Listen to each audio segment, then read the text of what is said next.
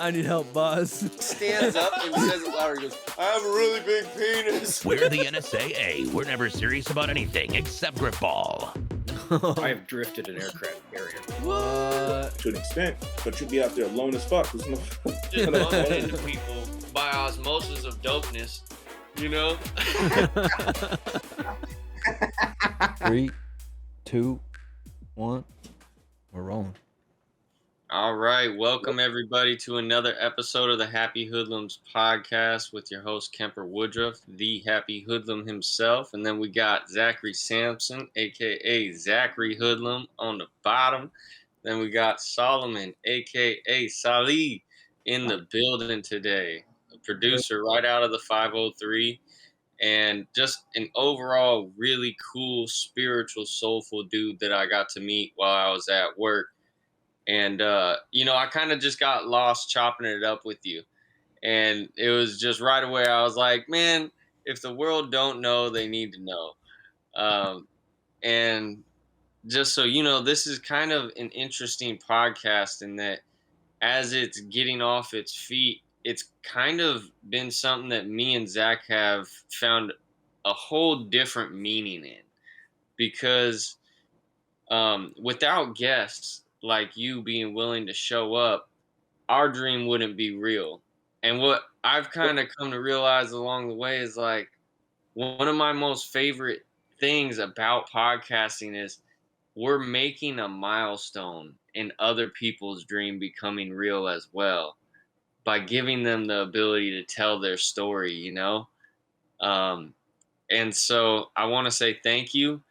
And just kind of dive right into the origins so we can come to understand. And I'm sure the people will right away pick up the texture of just who you are and how you are. Hell yeah.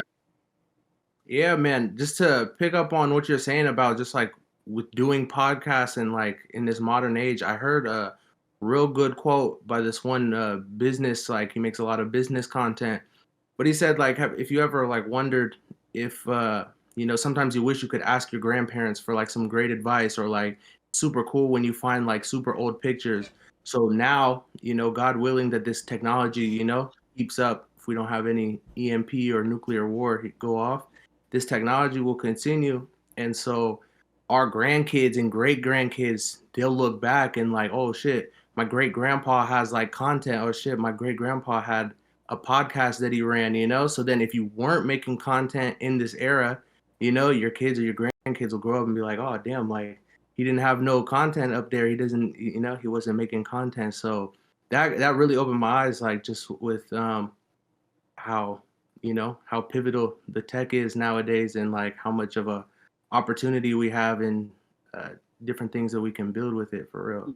You know something? It's so crazy that you say that because like when I went back to New York when I was younger, my grandmother had died like a year or so before I moved back there. And I was with my grandpa, and this was right when like his dementia was like setting in heavy, right? Mm-hmm. And I was like, I want my grandkids to hear like their great grandfather's voice, and like how we came to be. And it's almost like I forgot about that shit. Like I got so caught up in just feeling like I need to be like there that I almost never started, Mm-hmm. Oh yeah. And then this year it's like I was having this discussion with literally like the last time I went to kick it with my dad. I was like, it was my dad and two of my great aunts there, right? And I was like, yo, we should totally sit down and like record the family history, like I want this. And literally, I can't even make this shit up. It breaks my heart. Like 4 days later, my dad died. You know what I mean? Yeah. And it's like, it really just clicked that light on in my head of like the value of sharing your story, like it reaffirmed it in a different way for me, And I think what you're saying is totally true. And I never really thought about it in that sense. Yeah, maybe it's a little narcissistic. I was like, I'm going to just leave a hella breadcrumb trail and fuck it. Yeah, man, I hadn't thought of it either. Like me, I'm really like not the type to be posting like TikToks and reels, and so especially when it comes to like the music space and like trying to get traction now, like the space has evolved like super fast. So like when I got started in music I was a senior in high school in 2017. And so throughout high school, like I was just, writing lyrics just like therapeutically, and so really even just since coronavirus, like in the birth of TikTok and just how much faster paced, the content and how much faster the internet moves nowadays. Um, you kind of like have to, depending on certain things. So especially like in the media realm, it's really just about like what's gonna catch people's attention in those first 3 seconds, versus just how any types of media would be before. And I think on like a conscious level, right? Mhm. Where we're at society wise, especially, you mentioned like things about nuclear war kind of looming and all that kind of stuff, right? Yeah. Well, when I look at people being their authentic self, you Mhm. know, and a great example of this is like the Island Boy dudes, you know what I mean? Like on one level, people can look at it and be like, oh, this is just someone who has a bunch of face tats that might think looks this way or that way, whether they're like, oh, that's ridiculous or whatever, you know what I mean? Mhm. Especially even with like a lot of the fashion stuff. Starting when people started going back with like the go yard stuff and rocking the front fannies and shit like that. You know what I mean? Yeah. Like there's a huge amount of scrutiny on it, but at the same point, we see these people who are just doing it and having fun with it being the people that get that traction. Yeah.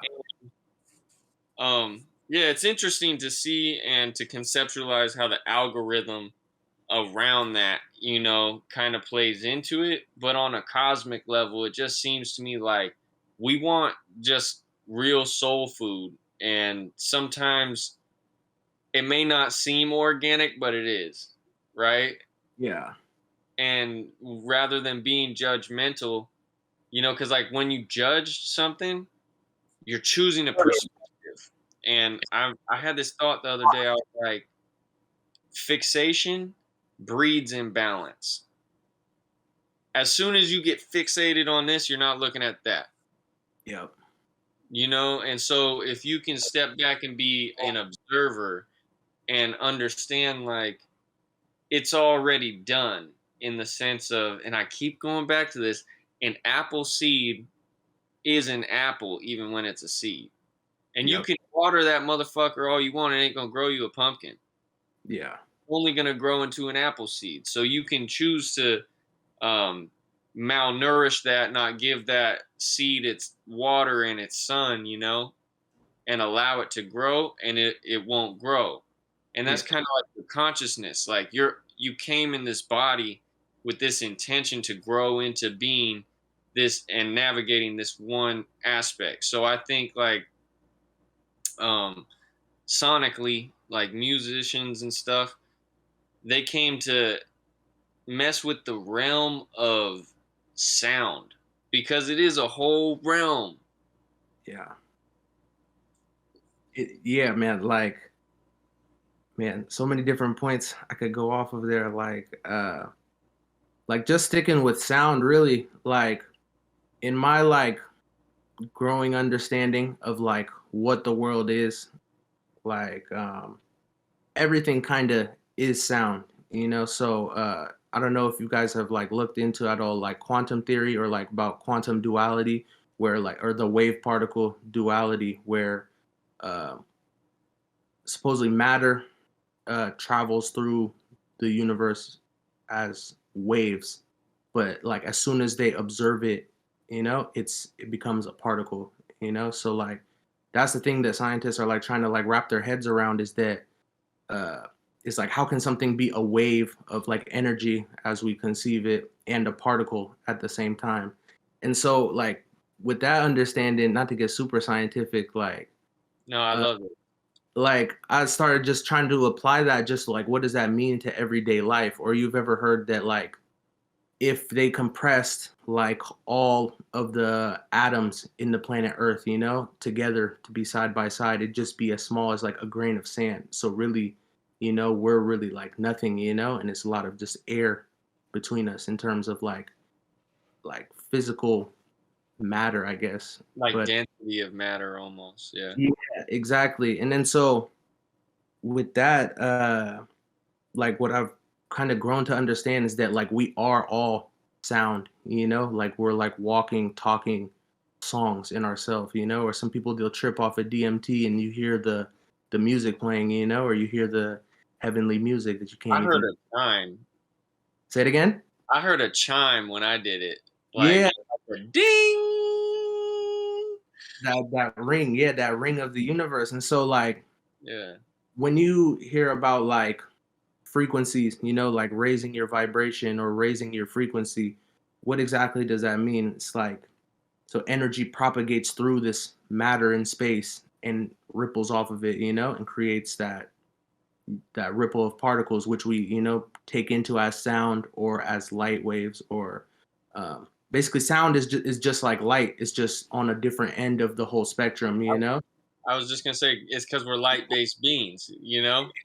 Exactly. And so, shit, I don't know where we could go with this, but basically, like that whole understanding, like I've tried to like kind of build a brand around it. Like, so my brand name is called Chromatin Sound, and so the chromatin, what it is the bundles, excuse me, it's the bundles of your DNA, and so, like I've come to understanding that like this DNA packages it resonates and it vibrates at particular frequencies, or like all the molecules in it are vibrating at a frequency. And I'm still trying to do my research so I can have a full understanding. This is like maybe third or fourth time I've like really vocalized like the whole idea, other than just going down rabbit holes and taking it all in and applying it to my understanding.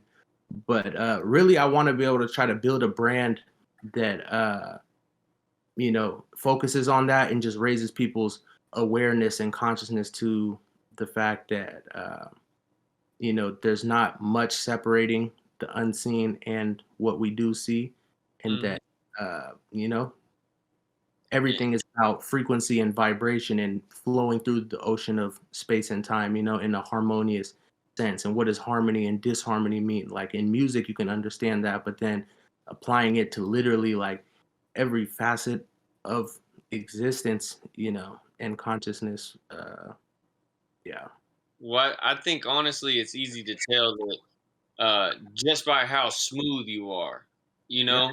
in your presentation of things. You're just a smooth guy, great descriptive for you. And so I was Thank- talking to someone the other day, I think it was Zack actually, and I was like, you could experience fluidity without ever experiencing water. And he was like, well, we're born in water and we are water based, but you know what I'm saying? Like just things going smoothly. yeah. And I was listening to this whole thing from KRS-One explaining the fifth dimension. Mm, And he was saying the fifth dimension is in and out. yeah. And what he did was he held up this sticker of a Rockstar Energy logo. And he was like, all right, on the count of three, everybody say Rockstar in your head. And so when you do it, he was like, all right, not only did you just say something without physically saying anything, right? You heard something without words being said. Yeah. And he was like, so when you look at what is sound, right? Yeah. Um, and it's like, it's just a frequency and we're just a conduit to understand it, right? And Yeah. frequency exists on the bandwidth of light spectrum, Mm-hmm. right? And so the higher moving frequencies are faster moving, and you have to be more delicately calibrated in order to be able to perceive the differences within that. And but I think on a soul level, right? Because I've been kind of looking at this, and you know, in having you on the podcast, I've been preparing myself by kind of reflecting on some of my experiences of, I love to freestyle. That's my favorite thing. I haven't learned how to really write rhymes and stuff. I just love to fucking freestyle. Hell yeah. And um, when I'm chilling with my bros that make beats and stuff, I remember I would be sitting there and it was really like watching them make a beat used to fascinate me because they would just pull stuff out of it was like pulling rabbits out of an invisible hat, the way that they would find a groove out of something without ever boom bapping and smacking on a desk or anything, just all in here. Yeah.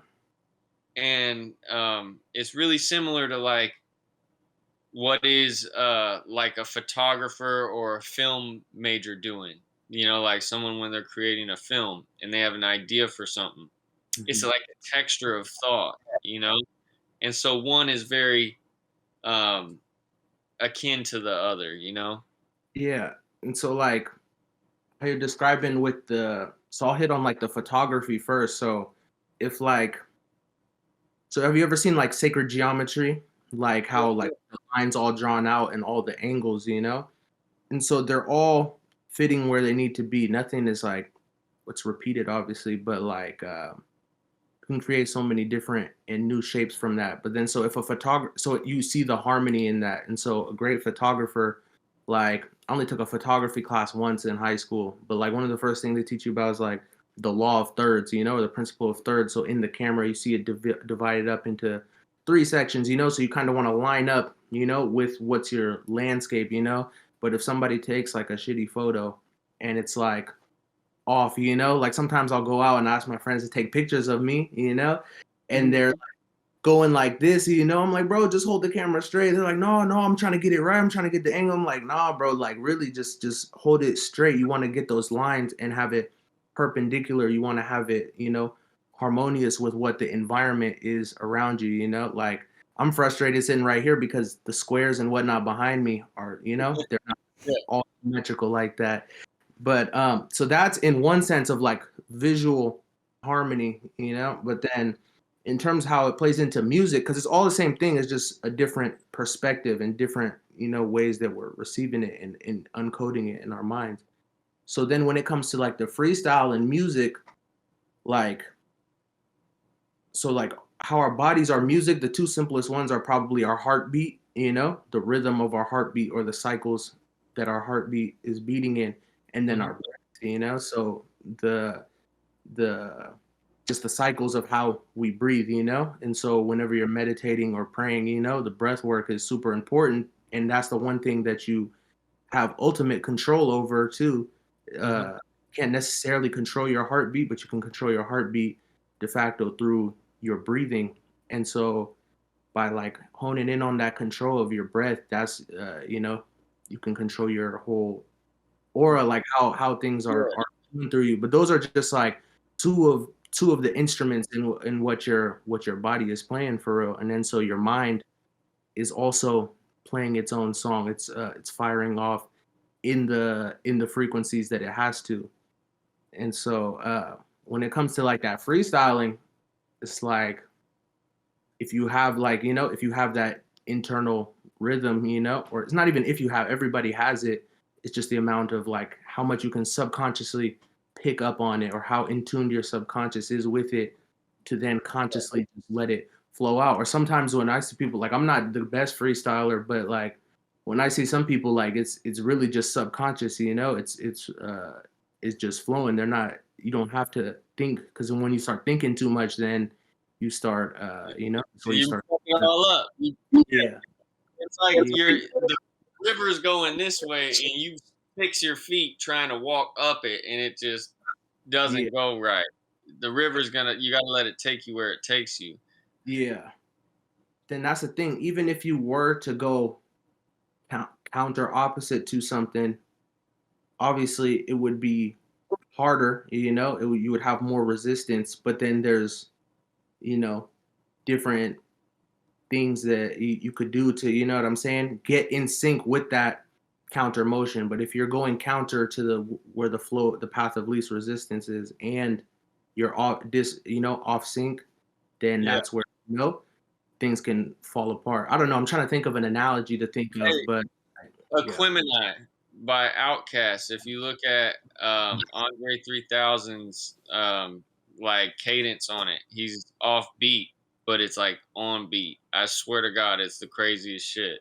Yeah, for real. Like one of my collaborators, his name is he plays piano and guitar, and so he grew up like in jazz band playing bass. The man can play trumpet, all types of stuff, and so he teaches me like a lot of things that I know on piano. And so one of the things he told me, he's like, really, there's no wrong notes on the piano. I was like, what? Because like in my understanding, it's super boxed in. Like, oh, I need to be in key. There's only 8 notes I can play in this key, But then really start understanding how keys overlap each other, and how you can do key shifts that are harmonious with each other, not just staying in, a confined space. And so that's the thing really with jazz. So like what I learned is that like some of the reasons why not a lot of people hate jazz, but a lot of musicians hate jazz is because there's really no wrong notes. When you're playing that piano, you play the white notes right next to the black notes, and it still sounds good. It still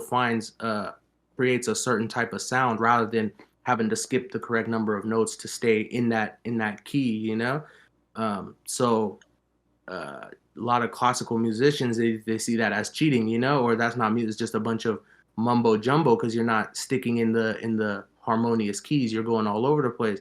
And so just by practicing that, what I observed was like, if you're playing in a scale, right, and then you go up and start hitting the black notes, if you just play the one black note and then go back into the scale, not even go back into the scale, if you go up into the black notes and start playing a totally different scale, then it'll sound off, It's really just about like, not the wrong key that you're playing, but what you follow that wrong key with. So if you're playing in a scale and you screw up and you play the wrong key, you just follow it with what's going to be the right key, And all of a sudden now you created a new sound and that wrong key is the right key. And Bro. so that really blew my mind too when he was telling me like there's no such thing as a wrong key. There's just more harmonious and less harmonious keys. So yes. That's crazy to me because all that was going on in my head, right? But I was like, yo, he's mad musical. And when you tied it around that way, it made so much sense because when I'm freestyling, I can't tell you how many times like I've fucked up, but just not stopped, right? And so it's like I may have said something that didn't rhyme the way I want to or make as much sense topic wise, right? Mm-hmm. But if I just, no matter how many bars down or rhymes away I have to go to double back and make that point connect somehow, people then just go, yo, the foresight. And it's like, no, I didn't have any foresight. Yeah. No, I just kept going, even though I hit a stumble point, Yeah. And sometimes it's like that stumble point is like the funk. You know what I mean? It's like where everything can break down in an instant and just pivot. And it hits different. So, yo, I also want to salute you because you are so beyond like intelligent, Like I've been looking into like this concept of absolute knowing, divine knowledge. And when you come to understand your essence and you know who you are, right? Mm-hmm.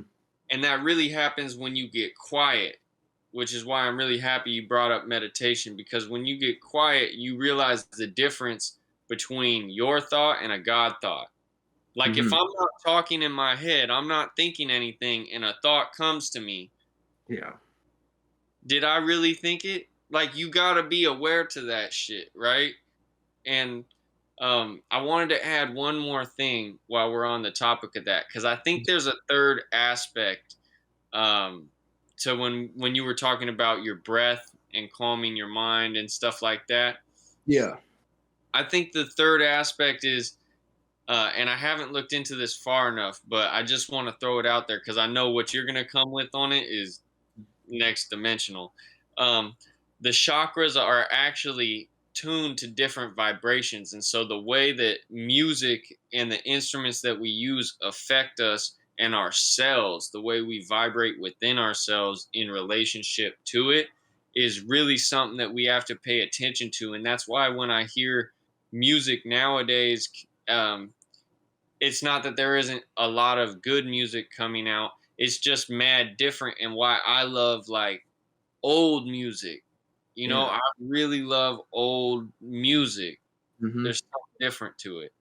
Yeah. So there's a couple things I'll tie in how that old music, how you were talking about like the knowledge of self, but like I don't know if you've heard Kanye talking about the 808s, the low frequency, low vibration. That's what you get, that kick in the bass and the drum sound. So a lot of modern day hip hop, it's the 808s, it's a super modern thing in the last 10 years.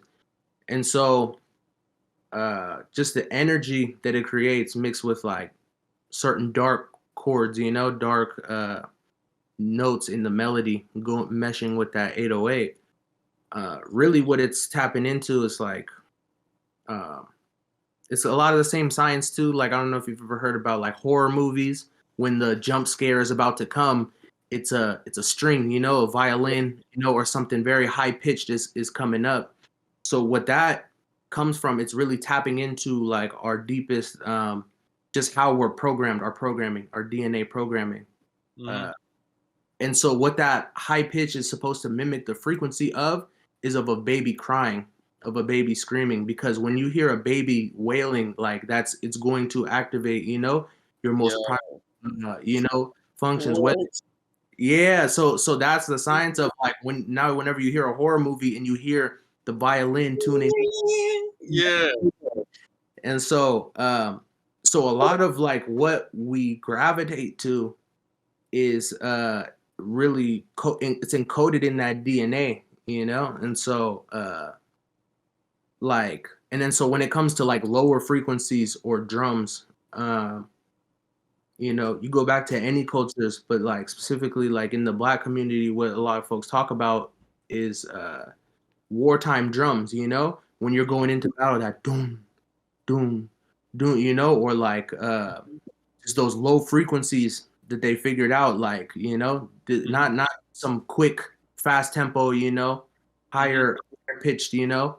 percussion, really those low beating drums, it puts you into that mind state. What it's activating is that lowest chakra, that red colored energy, the color of blood, because you're activating deepest into your survival mode, you're putting yourself into that mind state.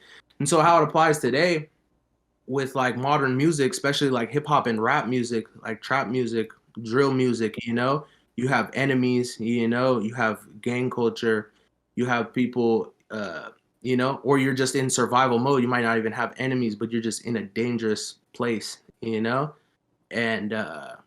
so that music, it activates you into that mode when you want to activate it, or it'll keep you in that mind state. It'll keep you in that mode, and so that's one thing like a lot of people are unaware of when when you inundate yourself with those frequencies 24 hours a day. It's a time and a place for everything, but Yeah. That was beautifully well said.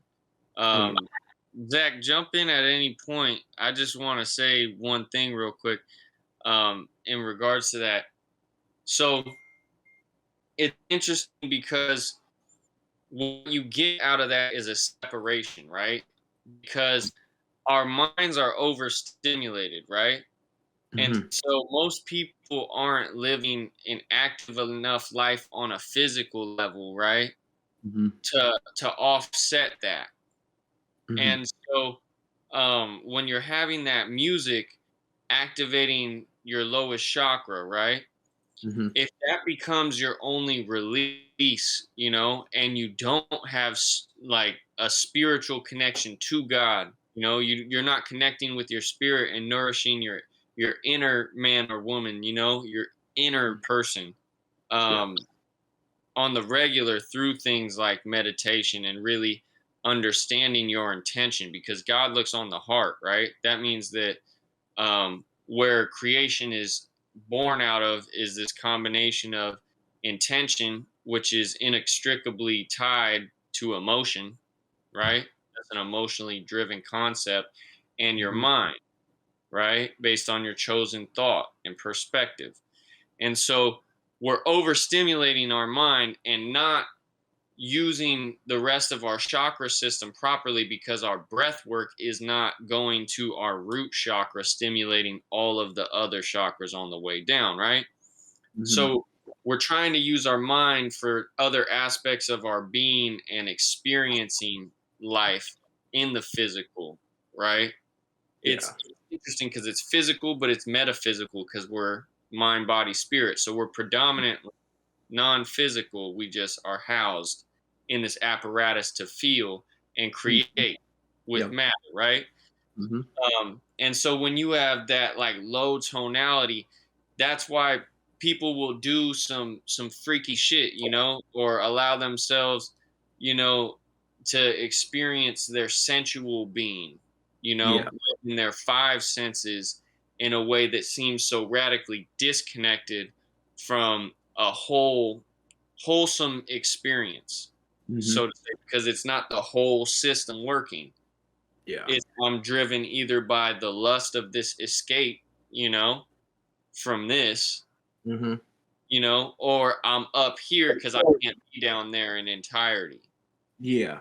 And With so is my bad, my bad. You no, that was hell yeah. What I was gonna say, because you hit on lust, right? So what I learned is that like so a lot of us, so what humans are different, like because we have that heart, you know, and we have more conscious. So there's the upper three chakras and the lower three. So the lower three are that root chakra, your survival instincts, the color red of blood, the density in your bone marrow.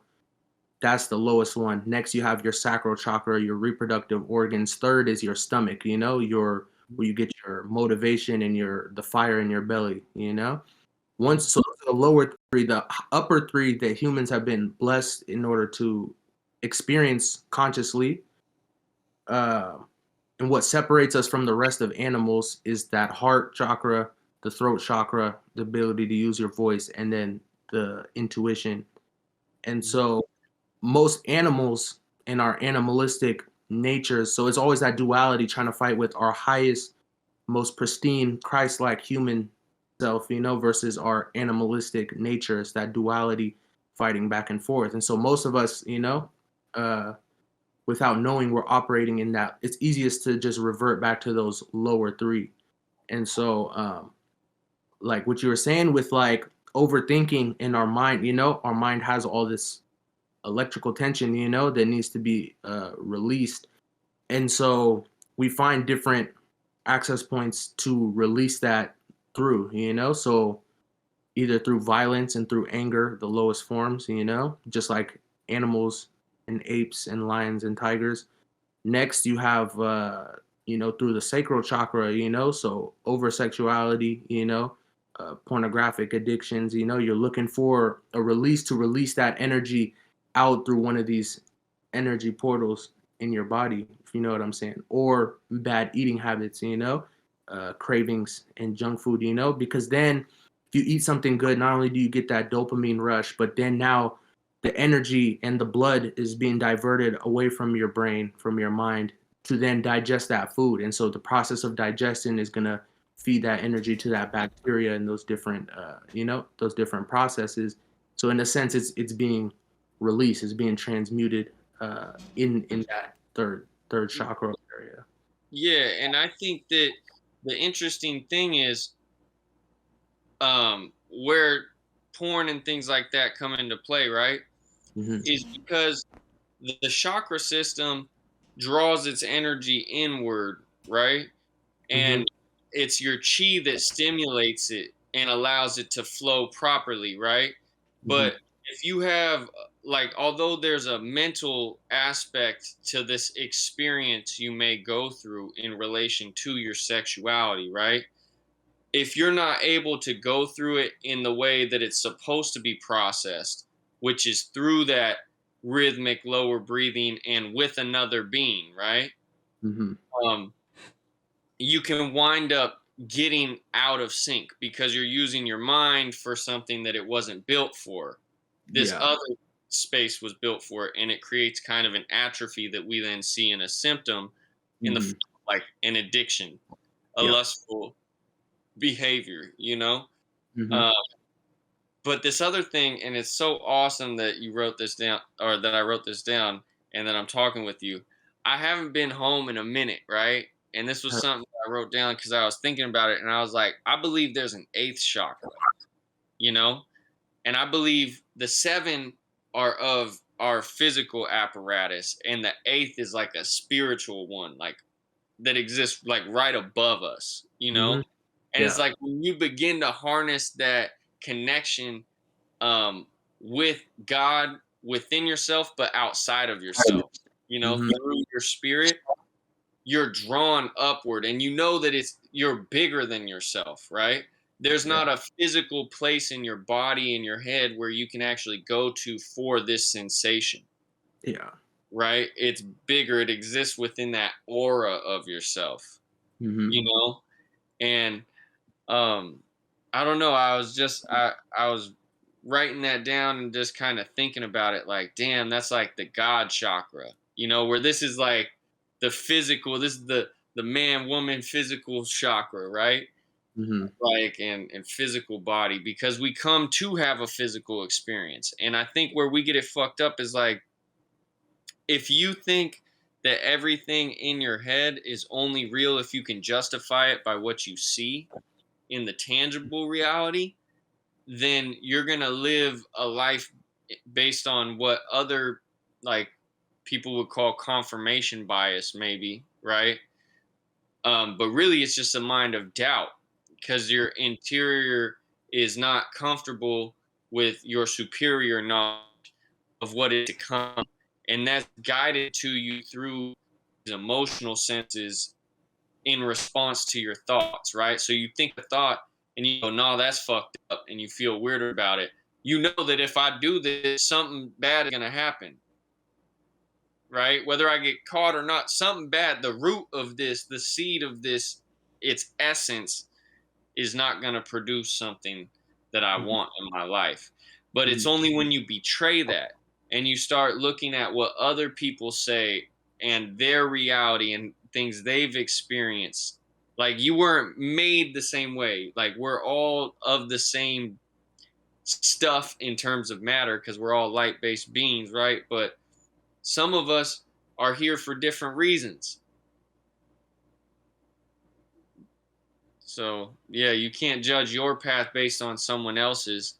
You have to run whatever game that they tell you through your senses and go, does this light me up? Does Yeah. that work for me, or am I going to be a slave to this construct that this other person tried to hand me? Yeah. Facts. Man, yeah. I'm just curious to know, Zach, do you dabble into like spirituality, or do you meditate, or like what are your thoughts, man? I used to be really big into meditation when I had a lot of anxiety. Mhm. I used to have a lot of social anxiety, and meditating really helped me work through that. Um, but on what Kemper just said, that's basically the whole gist of Meditations by Marcus Aurelius, Ah. is looking at what someone does in their life, whether it's towards you or another person, and then looking inward about how you should respond to it. And for the most part, you shouldn't even respond to it. Um, which is kind of like not really the greatest explanation of how he's talking about it in the book. But I guess yeah. he's probably saying, like, if you don't want that to become a part of your reality, keep your eyes off of someone else's plate. You know what I mean? Or else y'all gonna start be eating the same kind of food. Like, if I see this person is malnourished in some way, would I why would I take relationship advice from somebody who doesn't have a happy relationship? Yeah. You said something, Zach, like about what did you say? You said to leave it, or you said something of that sort. It's like to leave it be, or just not. You said not on that. You want to like expound on that? Yeah, so Marcus Aurelius basically talks about how people are acting in accordance to their nature, right? Mm-hmm. And so so for example, right, if Kemper did something bad to me, it's not my problem really, because he's the one living, like, he's living true to his nature, so it shouldn't be my job to judge him for living the way that he feels is his truest form, right? And Marcus Aurelius is someone who is able to forgive the person who tried to have him assassinated, who was a relative of his. And he's like, if someone does something bad, just kind of look inward on how your life isn't really affected by it, I guess. Yeah. So yeah, like throw a curveball. So that's great. You said like he was almost assassinated by a relative. Like now, what if something that Kemper is doing, that you're not a fan of? Now, what if it's your father doing something? Because being true to himself, his truest self is 50% materially of what your self is. So uh like how would you see something like of that sort? So rather than a friend, but a relative that you're a direct relative that you live with. More so really it goes to parents more so than brothers and sisters, just because of Yeah. the genetic connection. Like how do you see that? I mean, that's a good question, because in a lot of ways I know I'm like my parents. Mhm. But I've done a lot of things to make sure that I don't have the parts of them that I don't like, right? Yeah. So Hell both yeah. of my parents are really high anxiety. I Mm-hmm. used to have really high anxiety, and now Mm-hmm. I don't. And so I've learned to kind of detach myself from certain situations because I do not want that level of anxiety. I can't live Yeah. with that. I don't understand how people accept that as their reality and Mm-hmm. don't work towards fixing it. Now I know some people it's like it's almost like a part of depression, where it's a hormonal thing in your brain and you can't always control that. And I Mm-hmm. can get that. For me it was something that I was able to control. Yeah. But in terms of my dad doing something bad, again, it is kind of just his nature. If that was who he was, or if he was to do something good, that is good to his nature. But if someone's staying true to their nature, you can't really judge if it's bad or good, because that's who they are. Yeah. Now, on you can, if you're looking at more so at social morality, it's like, yeah, I know it's bad to kill somebody because that's kind of fucked up. Yeah. But if this person was literally just wired to want to kill people, you can't control that, and neither could they. Yeah. You know, um, there's so many stories about people having these thoughts, even from a young age. Like, for example, Jeffrey Dahmer. We can all agree he was a fucked up dude, right? Um, but he had tried to talk to his dad about these crazy thoughts that he had had. Mm-hmm. But his dad interpreted it as him uh, saying he was gay or something like that. And back then, that shit wasn't cool. Yeah. And so then he just never talked about him again. And he was a Mm-hmm. kid when he was having these thoughts Yeah. of hurting people. And so then when you look at that, it's like that was who he was. And unfortunately, social morality deems that that's a bad person. Yeah. But it's really hard to say, like, yo, he was kind of made like that. Yeah. It's really fucked up to say, but he was. Yeah. And Um, that's go but ahead. yeah, Go ahead. no, that was pretty much it. Hell yeah. Like I'm right there with you, man. Like really about the decisions you make. Like so you can't, if somebody is being in their nature, they can do that. But then like you as an individual, especially if you have those traits, of your parents, like making the conscious decision to then like actually change that. I think that consciousness of that like is what drives at least human evolution compared to the rest of the animals that we're on the planet with. um and so like making those choices and like making those changes and fighting those things even when it's hard, like it'll wire itself into your brain, and then by de facto wire itself into your genetics, I feel like. And then so even like I don't know, there's a lot of new science about like epigenetic memories, about that like we carry, the memories of like traumas like going back at least like 14 generations back in our genetic codes. And so there like that's something that I like try to keep up on. Like it's super new, like really just in the Yeah. past like years they start acknowledging it. Um, but like in a lot of other like what we would call like third world cultures, it relates to the understanding of like ancestors and the reverence towards ancestors, Mhm. or even just even in Western culture, it's the sins of the father, that we have to like make correct, and this goes all the way back to like even ancient Egyptian mythology, the Jesus figure in ancient Egypt, his father was killed by what we understand as Satan, and he's on a mission to avenge his father, and on what that breaks down to like a mission to raise up and evolve himself.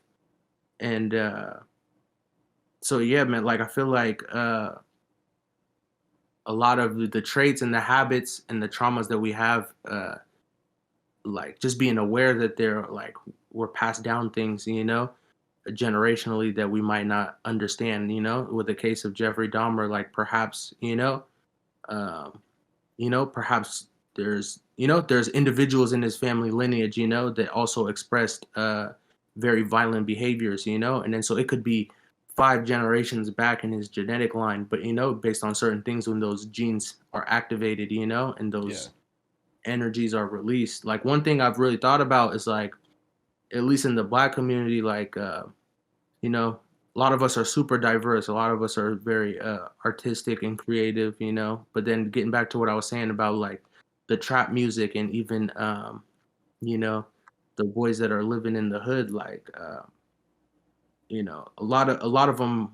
What I theorize, there's no way to really tell, but people just like really all of us though, not even just folks in the trap, but we descend from warriors, warrior classes, and so if those genes are active in somebody, that you have a natural knack to be a warrior and express those genes. Even if we just go back like 2 generations, almost all of our relatives, if you were in America, fought in World War II and World War One, and so um, it's only now in like modern society, really since Vietnam, that we've been removed from warfare. We've had the luxury to choose not to be engaged in warfare when it's been a part of our entire evolution. And so that's one thing I think of, like, especially like with stuff like synchronicities, just like how I was talking about the war drums in tribal warfare. I like to make the funny little reference that like guys in the trap, have that genetic and ancestral connection to, tribal warriors, and ultimately gang warfare is tribal warfare, and it's using the same type of tools, So in African tribes, you go to war with the sticks and the drums, with the sticks and the drums. And now today, it's is it's not, just my own perception, but now, Kemper, you work in the gun shop, like nowadays it's about the sticks and the drums. You have the extend those sticks and the drums, in a sense, like it's just something that I thought up, but Yeah. No, interesting perspective of how we all carry you know different habits, and like based on the classes and the castes that each of our ancestors were in, and how those things change, like just the amount of personalities that get bundled up that make us up who we are. yeah, and I think to take you guys touched on so much good stuff. There's so much I want to say about that.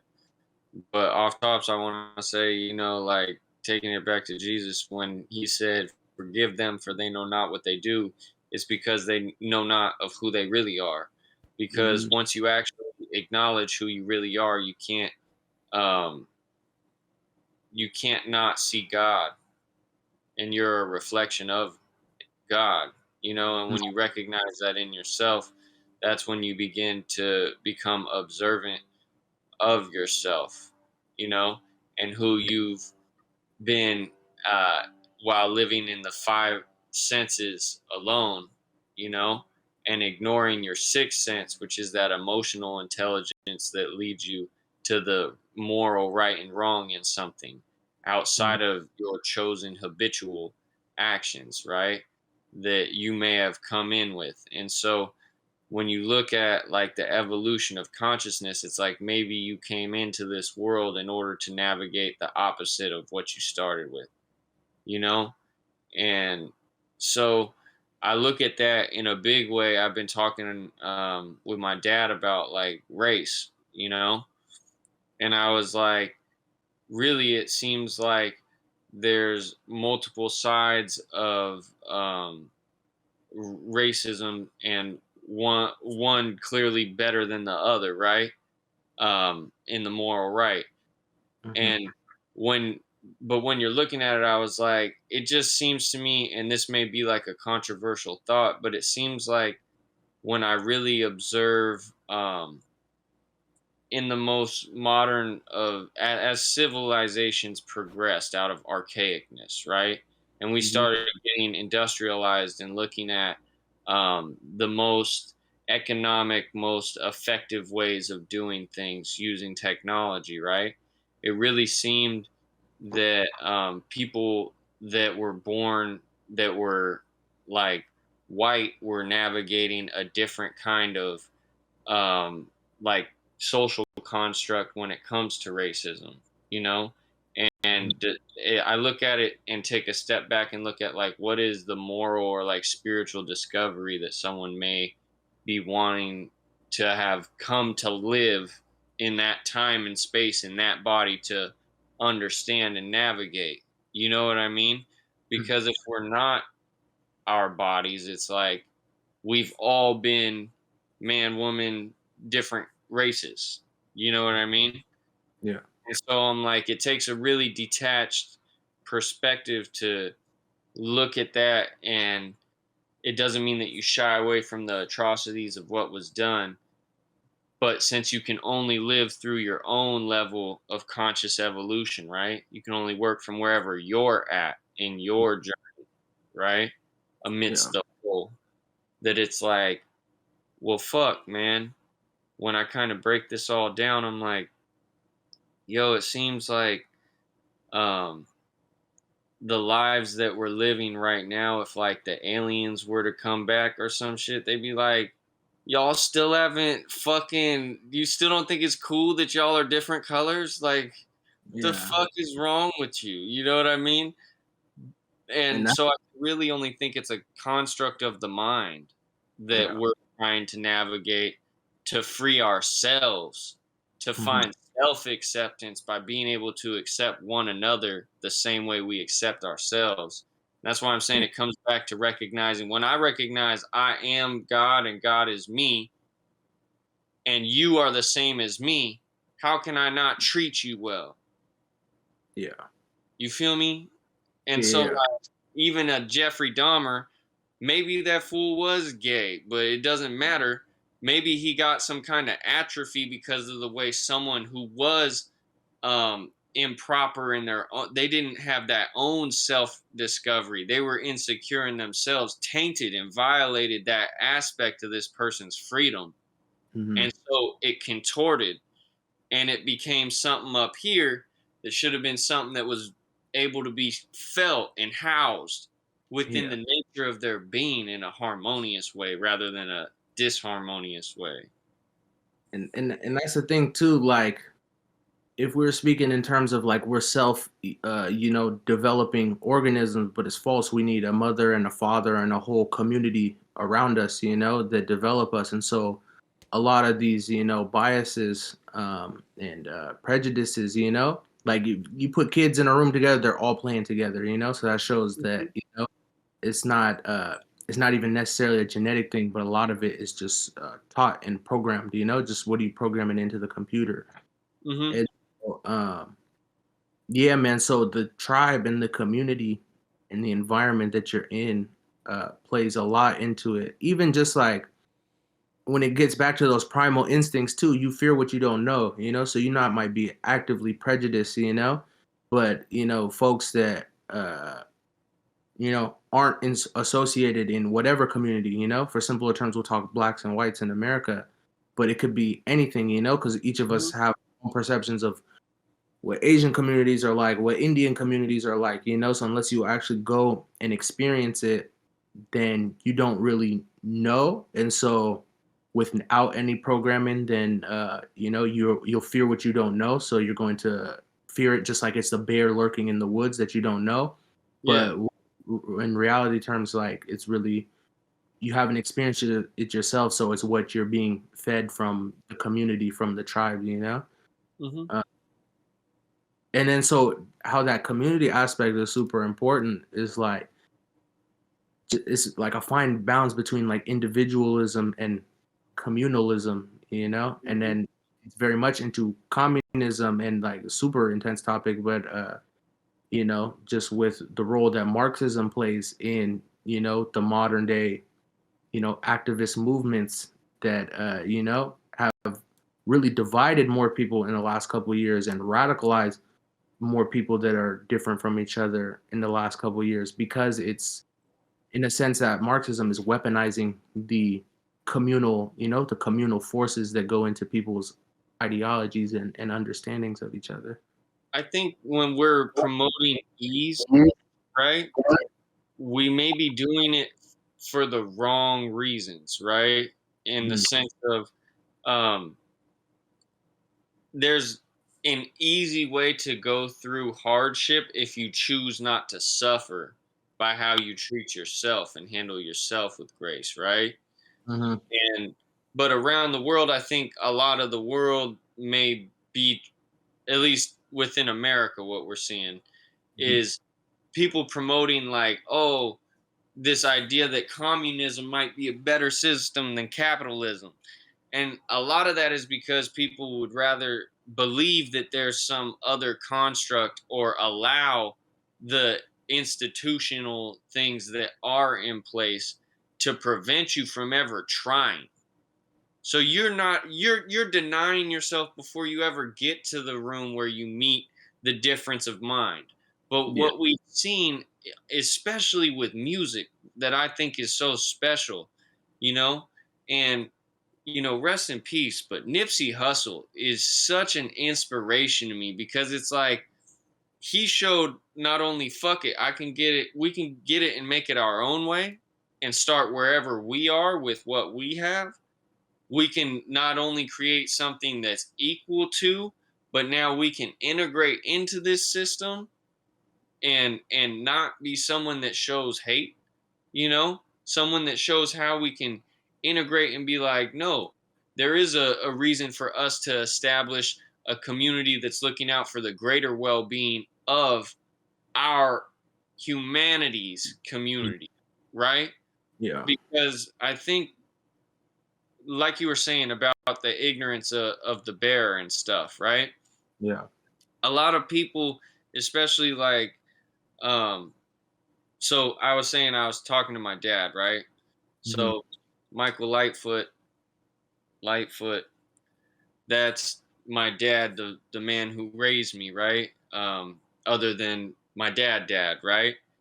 And so he's black, and growing up as a little kid, just walking around Safeway and being like, why are people looking at us weird? You know what I mean? Yeah. Like, why do we get different treatment? You know what I mean? And Mhm. it took me until I got older to see it, and I was really able to wrap my head around it. And I was like, once I realized, all right, when I'm not with you, we don't have that same kind of dynamic, right? And so I'm aware to something that a lot of people that are white might not be aware of. You know what I mean? And so I think when we see these things, I was just talking with my friend because he had watched the Kanye West interview on Drink Champs. And he was really, really mad about it, right? And so, of course, we got to talk about it. And then the White Lives Matter shirt comes up, right? And I'm like, dude, this is an ignorant way of trying to say that humanity as a whole matters. And that's exactly what Black Lives Matter is saying. You know, that the only difference is that there's political movements behind that that has a lot of these people that are white people wearing the White Lives Matter shirts or whatever, you know. They're trying to get across this point of wanting equality in a way that's kind of like jabbing and not really bringing things together. It's like trying to say, like, see, this is the right way, rather than being like, let's just have a discussion about it. This ain't a bumper sticker mentality kind of topic. And it's really not just black or white, right? If we look at this on a human level, and this is what a lot of people are failing to see, is like Black Lives Matter as a statement, is that if we were looking at the body of America, you know, and in this civilization, there's a gaping wound that's disproportionately bigger than to other wounds from ethnic communities, right? But what are we going to really do about it? And that's something that we need to talk about and not sensationalize and allow that to be taken and have other things behind this narrative driven. And I see that as just the way our culture's consciousness is moving with the advent of like social media and really sensationalizing negativity and then doing a lot of stuff in the vein of it, right? We see that with gun sales where they're padding statistics using the death of, you know, children in mass shootings or veterans committing suicide, you know, and never really touching on the real topics. They're just trying to push these other agendas and not have a more open, honest discussion about it to alleviate that fear, right?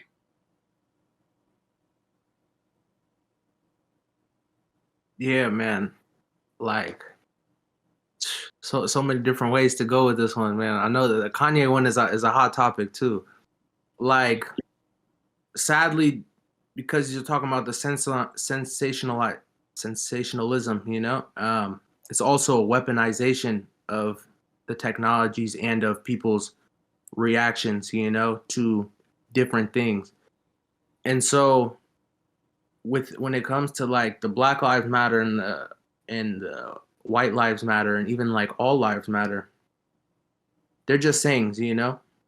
Mm-hmm. And of course, their feelings and their what you know, people, you know, it's what people are feeling, and you know, people feel like they need to be said, you know. But then also a lot of people feel like they don't need to be said, and of course, Black Lives Matter, you know. But then because of like how it was weaponized, you know, it took away from the fact, because what you said was right, you know, it's a gaping wound that we need to like try to come together and understand that the wound is there, what the wound is doing, and be able to work to patch it up.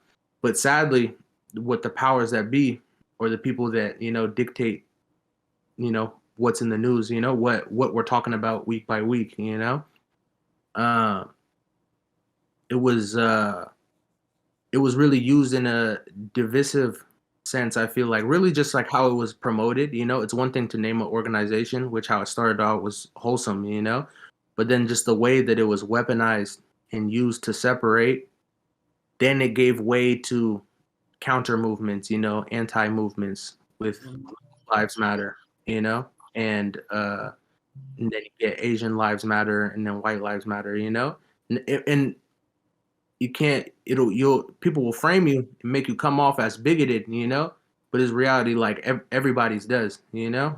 And so what started off as like an innocent statement, as it was weaponized now, it's just much more difficult, and you have to so much more now that we have to unpack and weed through before, you know, we can't even address the wound now because we're still cutting off the clothing. We put a whole new winter jacket on before we could even, you know, cut away the clothing and get to the wound, you know. And that's the whole point, because when the masses come together and, you know, the 99% of people, 99.9% of people understand that we all have much more in common than we do separate, then we can't, you know, take control. for the better, you know, for the positive. And so like there's a lot of conspiracies that go around about, you know, what, you know, not just the government, what's above the government, you know, who dictates how the governments behave and who dictates how the media behaves in, you know, what we want to call agendas. I'd like to think that it's really just all chaotic and then it's just, you know, randomness, but also like a lot of things point to an agenda, you know, but perhaps it's just too narrow of a perspective and it really all is just chaotic randomness. We're all just trying to figure it out at the different hierarchies that we're in. But yeah. That was very well said. I was gonna say I think that in terms of frequency, who Mhm. finds what is really like we need to be taught our own power, and that's why I really promote the law of attraction, because coming to understand the way your thoughts and your emotions work together to manifest things helps you Mhm. to make sense of your interactions, right? And Mhm. uh, what you discover within this space. Not Mhm. that these other things don't exist, but they don't have to exist for you and your reality, you know, Yeah. uh, based on how you interact. And um, I think that being an example is really the highest thing that you can be at Yeah. this point. Um, because there's so many which ways that people can speculate on anything. And so it really doesn't matter at the end of the day in regards to you personally, right? But the greater you that you take it upon yourself to represent, right? Because we're living in an era where we're seeing symbology really at its peak, right? And I say that because we don't have the same level of drastic necessities that other times had, right? And so, for instance, um, like, side note, I told my mom when I was little, just on the side note, this is like the revolution of the heart. That's what I believe our generation is that we're living through. And I think the way that we're processing this, we're seeing a pendulum moving really fast, Mhm. and extremes getting more radical on both sides, and it's leading us to want to detach from this system of swaying back and forth and stop the pendulum in the middle, and it takes us outside of this physical realm of just reacting and into this conscious realm of observing and then choosing, right? And out of that fight or flight mode. But I think when we're looking at like symbolism, right? I was saying this the other day, like guns are so symbolic, you know? And I've learned this, I've also learned weed, super symbolic, Mhm. right? I worked in both those industries. And although there's a overlap of people, a lot of people who smoke weed still own guns and stuff. What drew them to those places was largely involving symbolism and what this represented to them. That's why I instantly was like, when I met you, I was like, you're a cool motherfucker because you're like outside of this whole spectrum. Like, you didn't come in based on like this like fear-based kind of vibe. You were just like, I appreciate it. This is also something that I see with Chinese immigrants that would come into the gun store. They're some of the best Americans that we have in terms of exercising their rights, you Mhm. know, not just to own a gun, but to freedom. Freedom of expression. You look at their clothing, the way that they dress, the way that they're up on everything. When you let them into like a free society like America, bro, it's a beautiful thing. Cause you don't know what you have until you lose it for real, you know. Um, yeah, man. I was gonna say something else, but yeah, keep on going, man. Man, I was just gonna say, like, when I met you in the gun store, it was like I got so caught up, and this is kind of my nature, but like not everybody has that draw. of like, I just got to talk to you. It's almost like I'm not even at the job. Like, yeah, there's guns that we're talking about, but it's like, it's deeper than this. I'm like, why did you really come into the gun store? You came into the gun store to meet me, fool. And that's the thing, because it wasn't my first time in there. Because like, it's funny when you're talking about energy. Like, I'm a Gemini. Supposedly people say Geminis are like mirrors. I don't know. Anybody can write this shit down. So I'm not too big into astrology like that. But really, it's just about like, you reflect what you get back, and then also like the energy you carry. Like, so I had went in there a couple weeks before I met you, just window shopping, and the dude that was helping me, I don't remember his name, but I wouldn't say it anyway. But like, it was just less warm of a feeling, And then so it's like, okay, it's a little bit of a colder experience, so it's okay. But then even just when I was leaving too, I was like, man, what? Like, why am I getting anxious? Like, so because of that too, my energy. So I'm thinking about this once after I go home. Like trying to check myself. Like, it's not my first firearm, and so like I'm knowing how to take it apart. But I'm like, damn, why is my hands like shaky? I'm feeling like I don't know how to, examine this firearm like I know how to, So I'm understanding this nervous energy is coming over me, and it's really also just about like just analyzing. Like, not everything is about like alpha versus beta, but it's like when you take on a like a beta type of energy, it'll resonate, and it'll keep on resonating until something else impedes over it, and comes over it. So yeah, just like man, it's just, you have great customer service, bro. That's a long way of saying that. Well, thank you, bro. It's like your root system has to be strong when you're dealing with people that might be indifferent to your experience, right? And I think in the firearms industry, one of the things that I'm recognizing is like, just in general, there's not as much training. Although there's a prevalence of firearms within a lot of the minority communities, and that even goes into like not just skin tone, but literally like a lot of the Russian people that come in or things like that. Just because you're around them doesn't mean you know how to use them. Yeah. And when you're in such a busy industry, right, where it's like, it can be draining to some people that if you spent your whole life or like fucking a decade, especially after just going through COVID with more gun sales than ever, you might just be burnt out. You're like, man, why am I answering this dumbass question? You could have just went to Hickok 45 and had a blast seeing how to do this shit. You know what I'm saying? Yeah.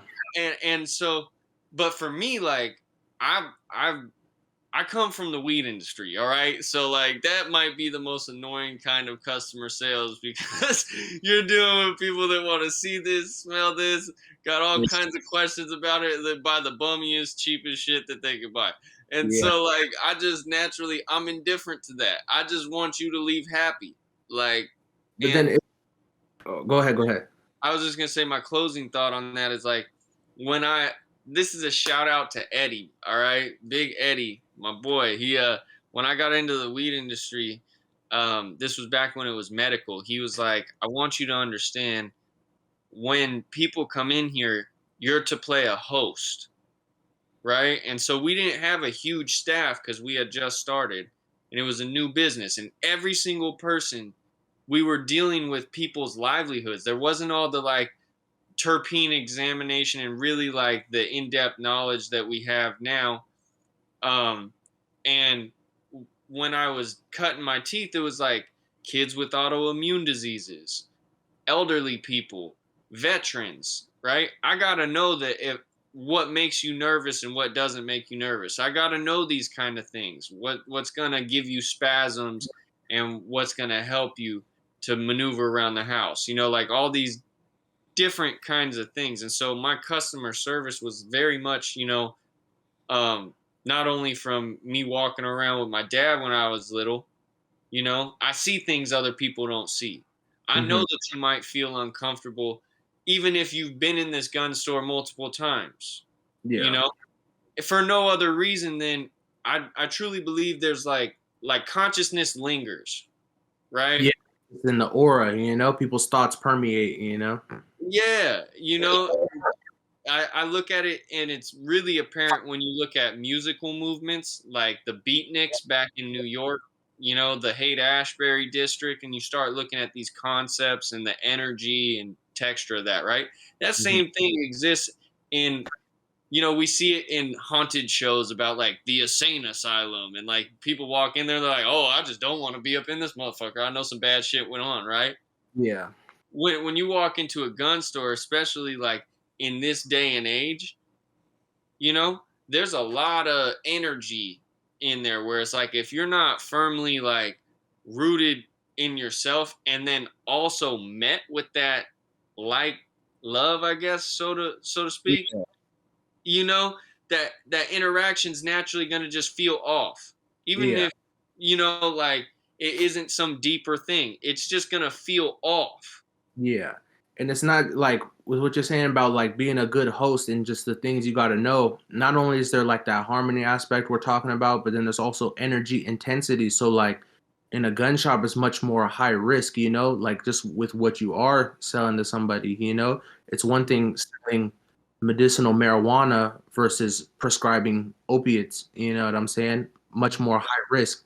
And so somebody wouldn't equate that prescribing an opiate is just as high risk as selling a weapon, you know? So even I could tell the first firearm I bought in the summer of 2020, you know, everything was booming. And then so like I could tell, I told him it was my first one. I'm looking for something simple, you know, with like a decocker or a safety on it, you know? And he's like, well, you know, best safety is the one between your ears. I'm like, okay, yeah, but like I was, it's good advice, great advice. And then so, but then like even then he's showing me the piece, you know. I muzzled him on accident. He points it away from him. I'm like, oh shit, my bad, bro. But then so just reflecting back on that experience, I'm like, damn, man, like how many yahoos did he have to sell a weapon to in that summer? You know what I'm saying? Like it's great that we have access to it, you know, especially in times of need, like where people are really conscious about their safety. They're not helpless, you know,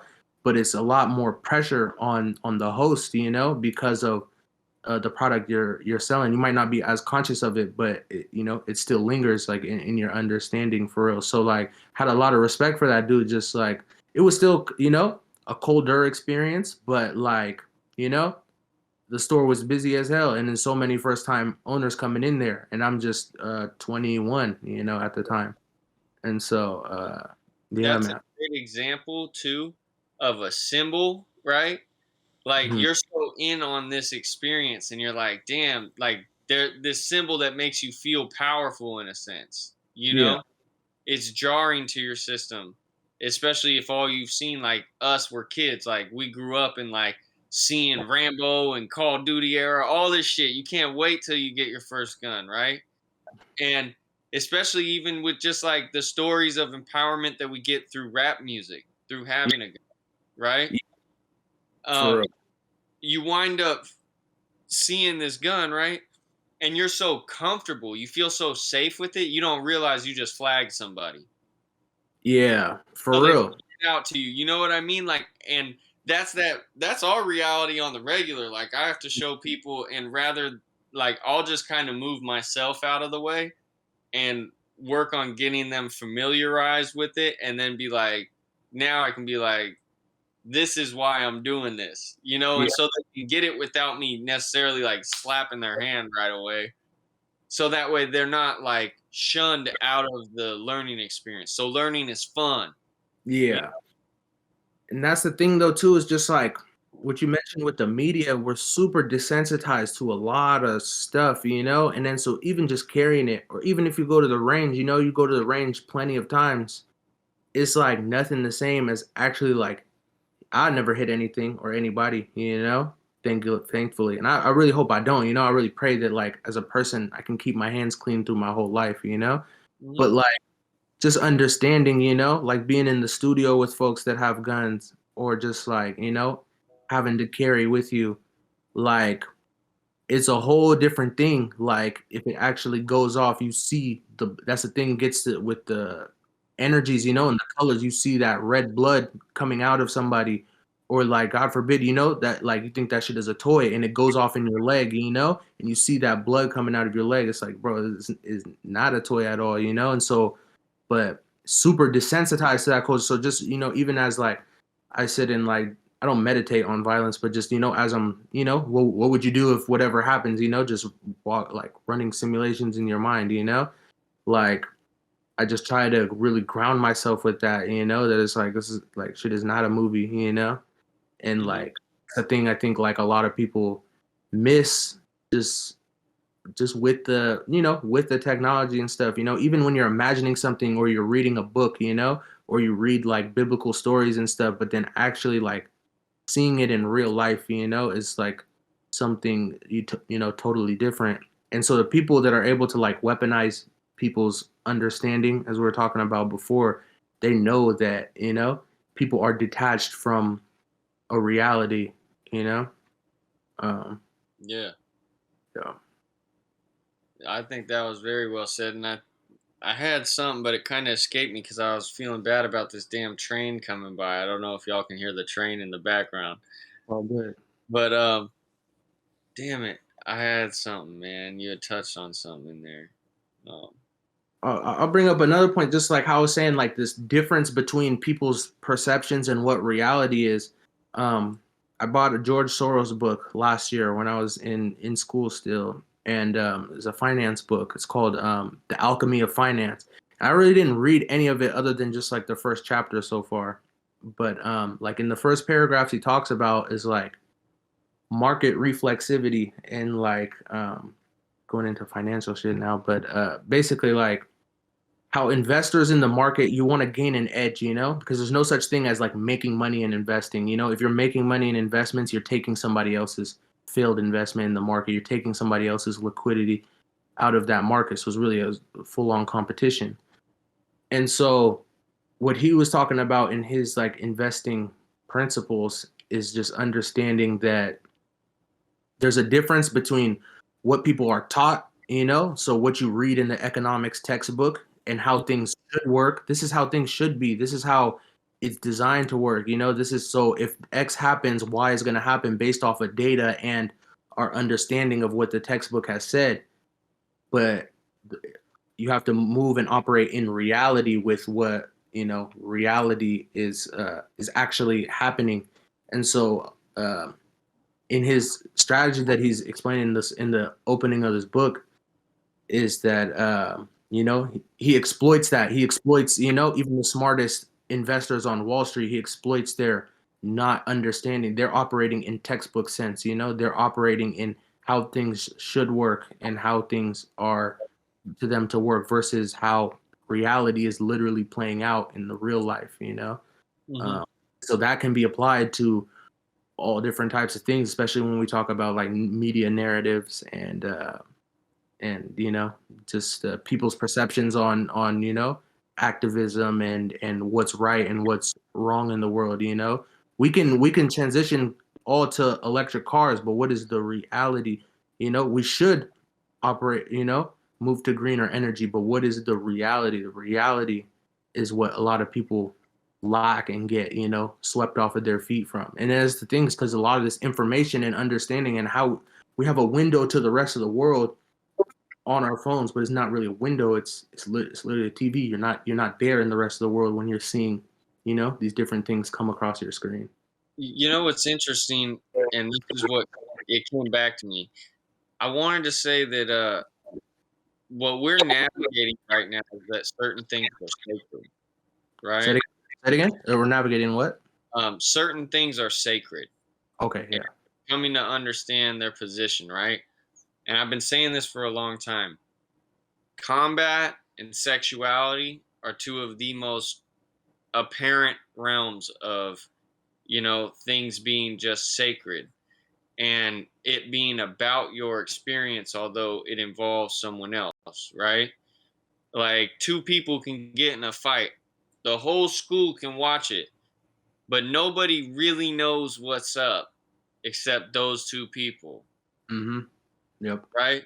Sex is a very similar way, right? And what we're coming to understand now is like, where do we fit in amongst this picture? Where do we want to fit in? What is my reality? What's sacred to me? What am I going to praise with my attention? Because if all we have is time and all we take is memories, right? Mm-hmm. What is this? This is my praise when I give you attention. This is my worship. So what is my God? Is this my God? Is YouTube my God? Right? Is Fox News my God? Mm-hmm. And that's the real thing. Like when you're getting into it, is CNN my God? Like, yo, what are we really choosing to house our beliefs on? And why should we believe in a construct outside of ourselves? In believing in yourself, it will lead you to what that avenue is. And maybe that avenue hasn't even been fucking made yet. Yeah. Maybe the way that your money should best be invested is in yourself, not the stock market, right? Yeah. And maybe there is going to be some things that feel like defeat. I was saying this in a style just last night. I said something. I said, pray to God and have faith in his ways. Took the long road it seemed, but in the end, it was straight. Hell yeah. You see what I'm saying? Like, there's no reason like that the scenic route isn't the more luxurious in terms of your own development, right? And rather than having this apples to apples conversation, we are apples to oranges. I'll always be a second best Solomon. I can only be a first place Kemper. Yeah. You know, and that's words of God, what was his name? Leo Buscaglia. That came from a book called Love that was written in the summer of 1969, and he took all his students out and he spent a whole term together and trying to discover what is love in the summer of love, the Woodstock era. And it's fascinating what they came up with, you know, and that saying is really the one thing that stuck with me out of that book. I'll always be a second best somebody else. But I can always be a first place me. And when you recognize your essence, bro, you're empowered. Because now you understand, like, I might be a part of this community, but I might be the Messiah today. I might be the one with the word today that and what I'm saying might come off as controversial. There might be a ton of speculation and scrutiny around what I'm going to say. And tomorrow, that might be wrong. Maybe this is today's news. Right now, we need to hear this. Tomorrow is going to be a different topic because we've expanded. We're beyond this now. Yeah. And when we get down with that, rather than trying to pin people to what they've said in the past, their behaviors of their past, and stifle their progression and take away the validity of their being, then we'll know what it means to truly find our place and ride the wave of that evolution of the heart. Yeah. And I think, you know, Kanye West would probably agree a lot with what you're saying right now, for real. Because, like, he can only be, you know, himself to the best that he can be. Maybe he is the Messiah that he believes him, you know, that he's trying to reach himself to be, you know, or through the points that he's trying to prove, you know, like in some senses, like nobody else can go after the, you know, the institutions or uncover the things that he's trying to do. If anything, if all else, you know, if he's wacky and you know, and failing, if anything, he started a conversation. Like I've had long conversations like with like 5 different people just in the past couple of days, in the past week since this shit happened, about like what he said, you know? So regardless, like he's stirring up a conversation more so rather than like trying to divide people. I think he's really stirring up conversations that, you know, should be had and trying to, you know, break people's paradigms and just bring together like a fuller understanding. Like I don't know, in some sense, it's kind of like in the 5D chess aspect of it. One thing that I had just peeped is that, you know, so we know that like with the Jewish and like Zionist community, you know, there's a lot of embrace with like the GOP and the Republican Party and just conservatism, you know. But obviously, you know, there's Jewish people all over. But then, so the one like crazy thing what he did was so after he wore the White Lives Matter shirt, he was a poster boy for the riots. Like, oh yes, look Kanye, he goes on Tucker, and the pundits, he's a great talking point for the pundits. Oh shoot, look at this guy, he's talking, he's talking on our side or whatever. So he's being praised, and then literally one day after that, he expresses his gripes that he has with the Jewish community, whether it's coming off abrasive or not. He's expressing his gripes to I see it as to stir up a conversation, So now it creates it creates tension, but it makes everybody have to turn inward and like examine, hold on, like what's going on here, because he, divided off that group, just like how by wearing the MAGA hat, he divided off segments of Black Americans, trying to shift the Black American consciousness of, voting blue no matter who, and try to create that conversation and create divergence, in order to evolve and break free of certain societal molds. And then so I think he's doing the same thing.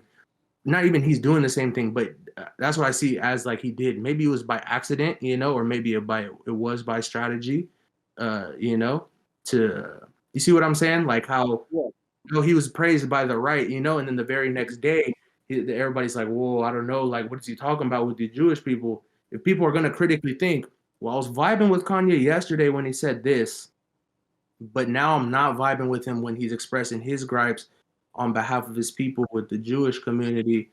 So it makes people have to turn inward and reflect on that, just like this. And then by de facto too, they'll have to reflect on, why was I vibing with him when he wore the t-shirt, like what's the deeper, not what is the meaning, like why was I resonating with that contrary to resonating with the opposite of that statement with the Black Lives Matter, and just the conversations, I think it's really breaking people's molded mindsets, or just assumptions, and then creating a conversation, hopefully for the benefit of a healthy conversation. Because what you hear, like the reason he gets deplatformed and whatnot is it's hate speech, is conjuring up hate, and it's going to radicalize people. But I think, what's really radicalizing people is when people are getting censored, people aren't being given the opportunity to think for themselves, and so if people see that they're not being allowed to think for themselves, oh, I'm just going to be a contrarian then. I'm definitely going to this side then, because you won't, because you won't let me experience the whole thing and decide for myself. I'm just going to, path of least resistance. And then that's what I feel like the culture is really like radicalizing people with, with the whole, deplatforming. I'll be the first person to tell you I didn't get through the whole entire interview. But the way that I see it is kind of like, not to downplay if someone is Jewish and they wind up getting offended, right? But I don't think anyone's jumping off a bridge because he's saying that the Jewish community has done so well in establishing themselves financially. Like if I was a Jewish person, I'm not like, fuck, Kanye hates me, I'm about to go fucking, kill myself. No, dude. You're like, all right, hopefully you're in a positive enough place mentally that you're like, wow, big ups to the community because we've done something in establishing ourselves, in financial ways and institutional ways, that have not only helped steer culture, as a whole, but also it's like, I look at this in terms of a great example of this is like Chinese people in America, right? The Chinese immigrants were treated like fucking shit, but Chinese as a language, right, was really, it's a daunting thing to try and learn, right? It's complicated, and like if you speak English, you're probably like, I don't even know how to make some of those sounds, and there's so many characters and things like that, right? It's really this articulate thing, and out of the ignorance of like the Western expansion age, like white folks, they were like, man, we're just gonna disregard and downplay that, and out of that, Chinese people were like, you know what, we're going to take this culture, and not only are we going to, integrate within ourselves, create this system that like feed off the fact, yeah, if they just love our food, let them come in, feed them. If they just want to do a little bit of opium and chill, then fucking go for it. Like, Yeah. and the whole while they were like, we're gonna exist within the capitalism society with the forethought of like, fuck that, bro. We're gonna make something that's so dope and so us that it doesn't matter, respect it or not, it's gonna exist, right? Yeah.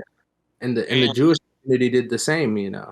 exactly. And so, like, to me, how do you talk about that and separate race from it? We need to stop looking at like culture in a way where we're so offended, and allow it to be sensationalized so much that it's like we fail to see the underlying sentiment of appreciation that should be overarching in everything Mm-hmm. about it, right? And Yeah. that's going to come across in the differences, right? And Mm-hmm. so I look at it like I was saying to my friend, I was like, if you're Kanye West, right, and you know that not only have you been through this level of media scrutiny, you're going to get media scrutiny anyways, right? I was like, fuck, man. In order to say something like this, like you got to really want this message to get out Yeah. because you're that charged about it. You Mm-hmm. know what I mean? In the way that he was presenting it.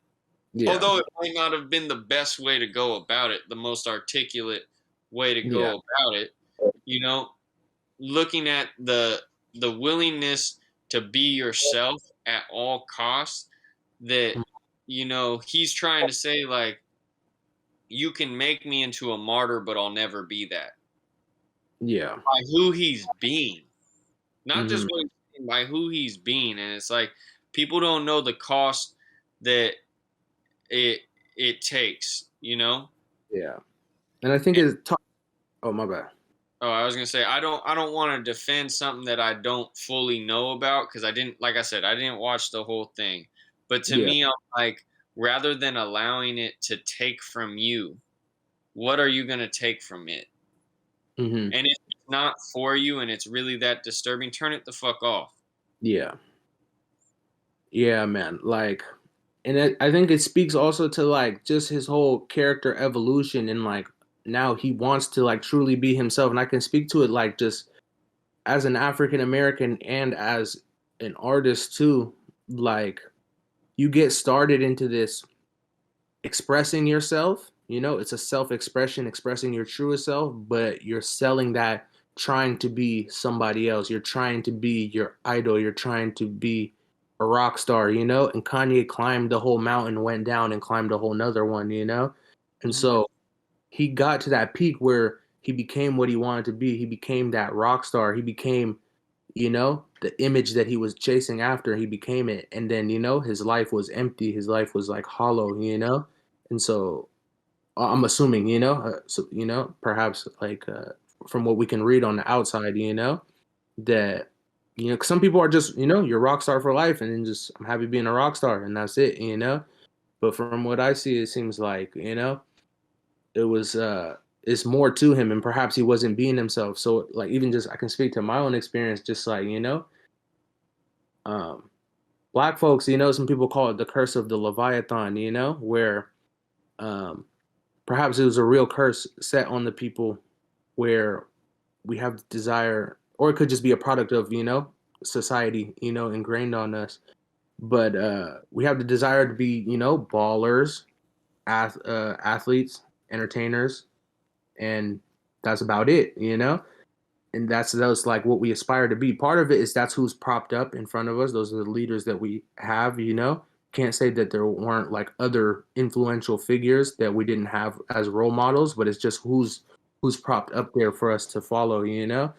And so just like that, I stopped playing basketball in high school, and then I was like, oh, F it, I can rap pretty well too. It's one thing being talented at something. I wasn't the most talented basketball player, but I always had a talent like with words, and I was a really good writer all through middle school, all through high school. And so it came more natural to me, and so I started doing it. really just as a self-expression of like my own traumas, and be able to deal with those emotions. And then when it developed into really releasing music and trying to curate a career and a branding and an image, a lot of that you're trying to chase to be your idol. You're trying to be like your idol. You're trying to be in association with these idols up in Hollywood, And so, um, back to what you're saying with Kanye being his truest self, he did that. I'm sure everybody starts with these aspirations, and then through the process, you learn hella about yourself. That's the whole thing about the alchemist and finding the gold. Molding the gold, like where alchemists try to create gold out of lead. So they're in front of the kiln for months and months and months trying to turn gold into lead. They find out you can't really turn lead into gold. But what you find out is the gold inside of yourself by sitting in front of that fire and doing the alchemical process, And so that's like, it applies to all of us in whatever you do. But so with Kanye, like, I feel like he's trying to be his truest self. And like, that's why he's probably so unapologetic, with what he says, as long as it's for the good, he states, and he claims that it's for the good, and only he can, pilot his airplane how he's saying that, like you could see an airplane, it's heading down towards the horizon. No, he's going to crash the airplane. He's going down. Rather, it could just be landing, so he's the one piloting it. So if he says it's good, then only he can say it's good. It's up to us individually as a collective to determine, is he going to crash that plane or is he trying to land it, like, is it good for you or is it not? You know what I mean? Like at a certain point, it's just that simple, Because but then for the collective though too, because like that's the thing, the balance between individualism and communalism, not communism but communalism, the natural order of it. And so is it also good for the community? Is it also going to breed harmony? And so that's the whole thing with the with censorship, whoever is making that decision of censorship, they're trying to create the harmony, but harmony, you can't create in harmony by impeding the force. You have to really let the people decide, is the plane gonna crash or not. Yeah, you have to allow that freedom of choice. And the thing is, when you choose, what I'm saying is it good for you? Like when you truly go inside and you recognize the highest levels of yourself, right? When you connect with that divine energy within yourself, what you're going to do for someone else out of that, right, is inherently going to have that embedded in it, right?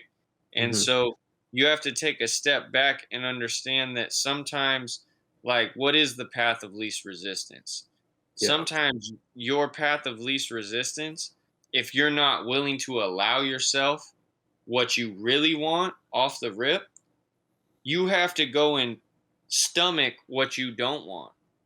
Your spirit will lead you to the shit that you do not want. And in that moment you go, man, I know I don't want this shit. Yeah. And you start looking back towards the light, right? And we're all at different points in that journey. So that's why I'm saying, like, for him, this may be one thing or another, but what is it for you? Because whether it's something that influences you in a positive way where you're like, yes, I would like to be that, that's a dub.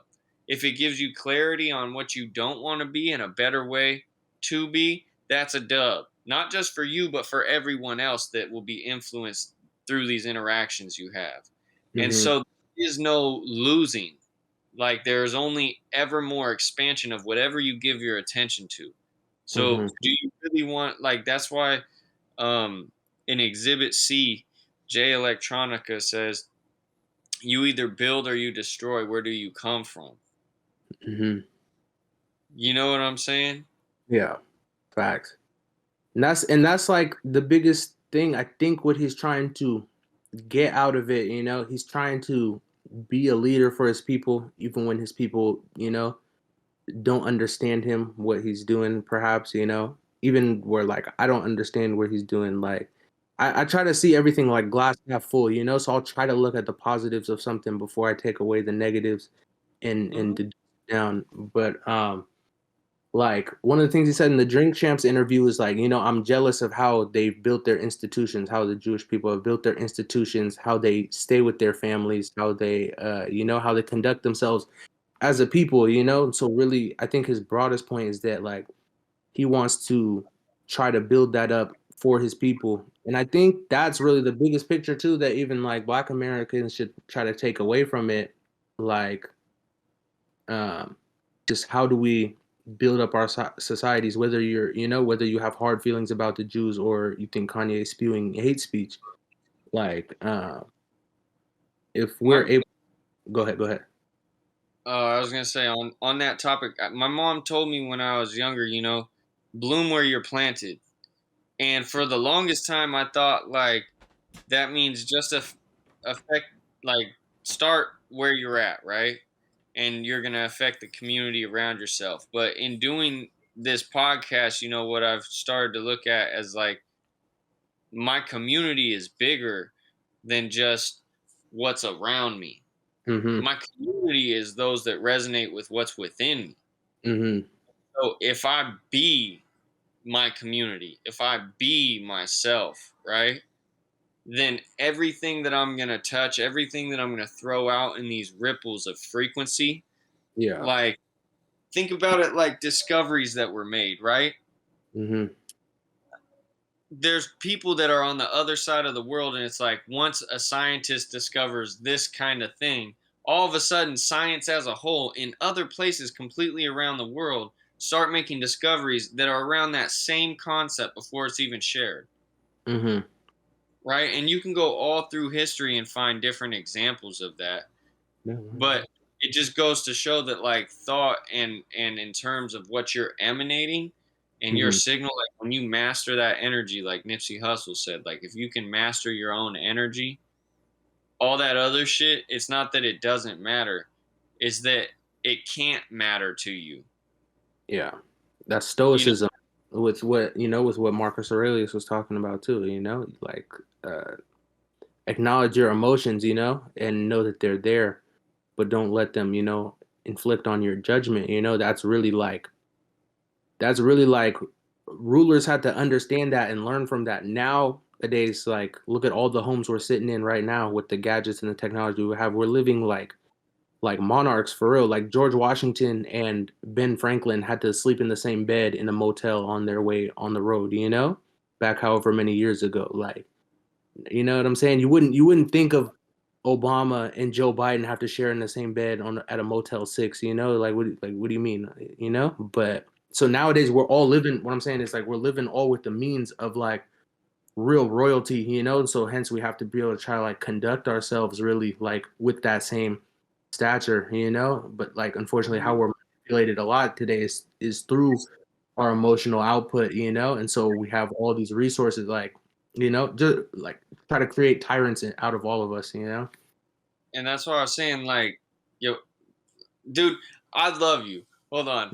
I just said that's what I was saying off of what you were saying because I'm following. So in your head, I'm like on that same shit. I'm like, yes.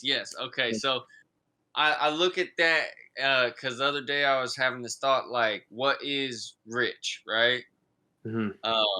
And it's like, what is the feeling of richness, right? If everything that we do and everything that we get is based on what we feel that we are and believe that we are, right? It's like, okay, what does luxury feel like? Luxury feels comfortable. Luxury feels like you have options, like you're free to choose and like you have time to choose, right? These are things that you can give to yourself without needing a bunch of money, You can give yourself a lavish experience. Go light some candles, get some $5 champagne, throw some rose petals off of one or two flowers that you pick, you know what I'm saying? And hop in the bathtub with the like person you love. Or just by yourself. You get a fucking luxury experience right there. I'm telling you, you can go buy a fuzzy little blanket like this up at Ross and have yourself a luxurious sleep. You know what I mean? Like, whatever it is.